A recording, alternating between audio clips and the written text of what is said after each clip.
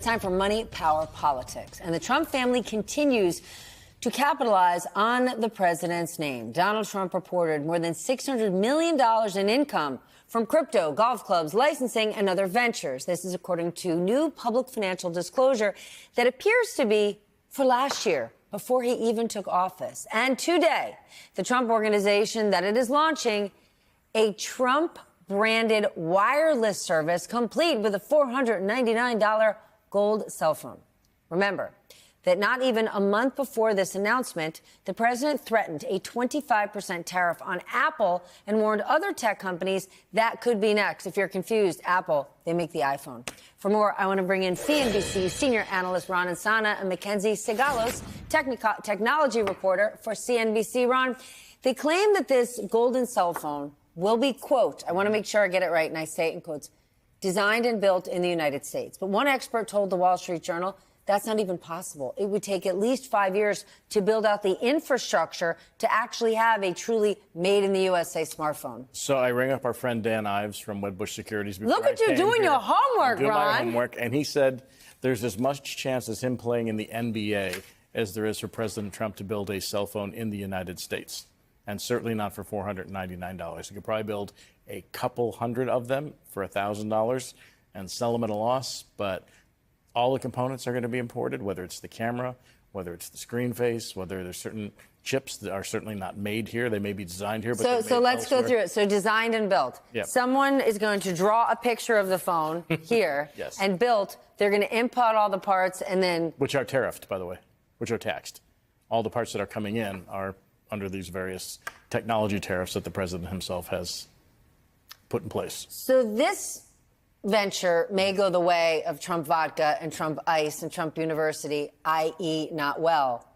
But something that has gone phenomenally well for the president is his crypto wealth. Last year, before he even took office, before the meme coin bonanza, he got $320 million in fees. He got $400 million for his family's crypto platform, $57 million in digital token sales. Have we ever seen anything like this in the history of ever? It's unprecedented, the kind of profits that we're seeing. And so that Friday disclosure that we got, kind of a look at the books for the president in terms of what he earned in 2024 from those crypto ventures. You mentioned it, that $57 million from a crypto bank called World Liberty Financial. And that's separate to the 16 billion governance tokens that he holds, which at least on paper are worth $1 billion.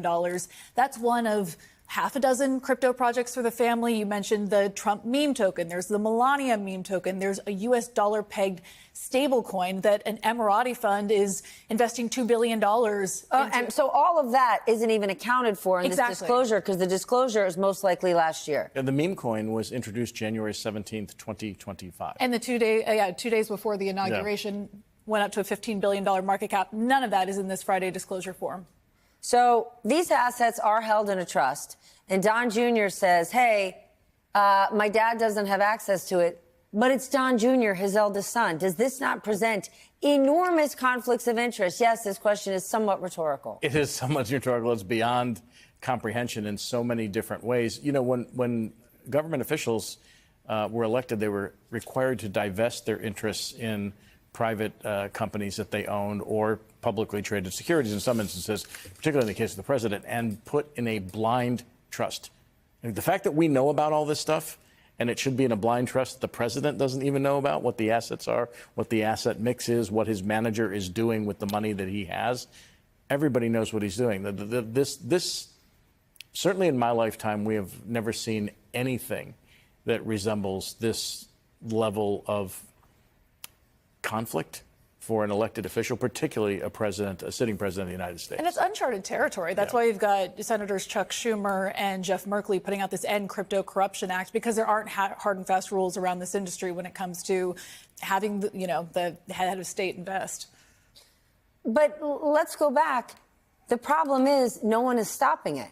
Right? And how much time have we spent over the last 5 years even talking about a congressional stock trading ban? That's completely gone by the wayside. Yep. Look at every single, and look at all of the lawmakers that were investing in defense stocks last week, hours before the strike on Iran. And those who sold pharmaceutical stocks before COVID was generally known to the public. On both sides of the aisle. Both sides of the aisle, absolutely.